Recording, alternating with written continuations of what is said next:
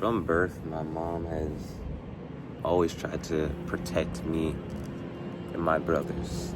And while this is a positive thing, also from birth, I've been programmed to think that every time I walk into a store, people are going to look down on me because of my color.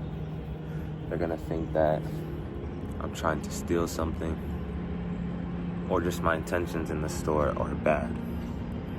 And while this comes from a loving mother that's a lawyer, and she knows what happens to people that steal and what happens in jail, it also is very good that I know this from her, but then it also has made me see the world in a way that maybe isn't all that beneficial to me. Because every time I'm in a store, I'm always thinking about how people are perceiving me.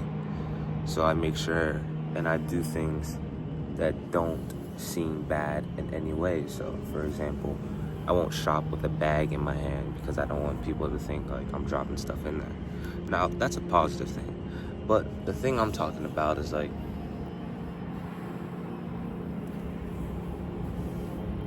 I have this thought always when people look at me in stores, mostly the employees, that they think I'm stealing. So it's basically like a negative self-perception of myself. Like I'm the bad guy. And then all I want to do is be the good guy. So it's like this negative self-perception I have. But that's not, it's a little hard to explain, but it's not a good feeling to have. Because the feeling I want to have is I'm in there to do me, buy what I want, ask the questions I need to get to the thing that I want. Not be fully focused on, okay, they think I might be stealing. Let me make sure I don't do anything that's fishy. Instead of just enjoying shopping. And so from birth, your parents do things consciously or subconsciously. And these things are subconsciously lodged into your everyday actions, really.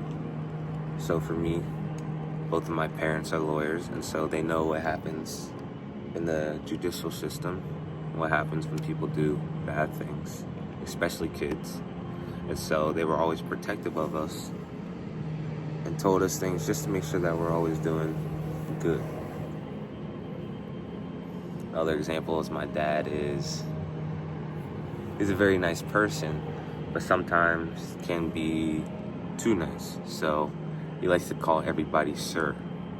While that doesn't seem bad, when I started doing that, it made me seem like I was underneath the people I was calling sir, even though they haven't proved anything to show that they're better than me. So it was automatically me positioning myself as lower than them, which makes no sense. Why would I do that? And so like, it's those little things that subconsciously, maybe my dad and mom aren't even aware about, but I picked them up since I was a kid, since they've always done it. And now me becoming more conscious of the things I do as I want to get better, I'm now figuring out ways to break that. And so, I mean, the first step is figuring out what these things are that you want to change.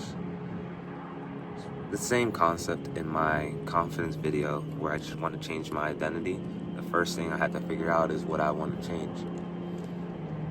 And the second thing is actually doing the action to change that. But this is a little different for breaking these mental structures you've had in your head since you were a kid. Right now, all I'm doing is just becoming conscious of it. Because it's kind of hard to break a mental structure I've had for 18 years, just like that. So, right now I've already figured out those two things I want to change. One is, I don't want to be thinking about if people are thinking I'm stealing in a store. I'm just going there and do the thing I want to do. which of course isn't stealing, it's just buying the thing I want, looking at the things I want. And then secondly is not calling people sir, unless they've proven to me that I should be calling them that, or that their position requires such a name. So right now I'm just becoming conscious of these things. And then later on, I can keep improving on them.